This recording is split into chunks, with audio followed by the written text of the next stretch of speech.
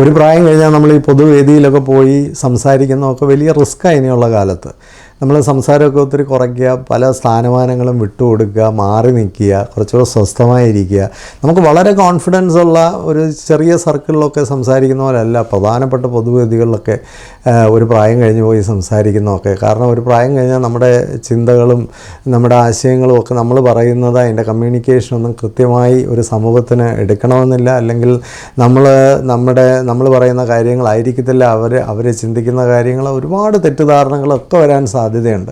അതുപോലെ തന്നെ ഒത്തിരി പ്രായമുള്ള ആൾക്കാരെയൊക്കെ വിളിച്ച് വേദിയിലൊക്കെ വിളിച്ച് മൈക്ക് കൈ കൊടുക്കുന്നതും ഒരു റിസ്ക്കാണ്. ഒരു പൊന്നാടയൊക്കെ മതി, അതായിരിക്കും ഏറ്റവും നല്ലത്. ഇനിയും ഏറ്റവും പ്രധാനമായ ഒരു കാര്യം എന്ന് പറഞ്ഞാൽ ഗ്രേസ്ഫുൾ ഏജിങ് എന്നുള്ളതാണ്. ഒരു ജീവിതകാലം മുഴുവൻ എത്രയോ നല്ല സംഭാവനകൾ തന്ന ആൾക്കാരാണ് അവസാനമൊക്കെ പ്രായമായി നമ്മൾ മോശമായി തീരുന്നൊരവസ്ഥ വരാറുണ്ട്. അവരുടെ ജീവിതത്തിൻ്റെ ആ നല്ല കാലത്ത് അവർ നൽകിയ എല്ലാ മനോഹാരിതയും അവസാനം കൊണ്ട് കലവടയ്ക്കുന്ന ഒരു രീതിയുണ്ട്. തീർച്ചയായിട്ടും അത് സംഭവിക്കാതിരിക്കട്ടെ.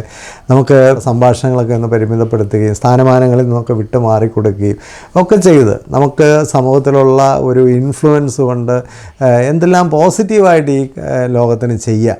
കൂടുതൽ കൊടുക്കാം, ഇനി എടുക്കണ്ട. ഒരുപാട് എടുത്തതല്ലേ നമ്മൾ, അല്ലെങ്കിൽ നമുക്കൊരുപാട് കിട്ടിയതല്ലേ. ഇനി നമുക്ക് എങ്ങനെ സമൂഹത്തിന് കുറേ കൂടെ പോസിറ്റിവിറ്റി കൊടുക്കുക, അത് മാറിയിരുന്നും നമുക്ക് ചെയ്യാനായിട്ട് സാധിക്കും. അതായിരിക്കും ഒരു ഗ്രേസ്ഫുൾ ഏജിങ് എന്ന് പറയുന്നത്.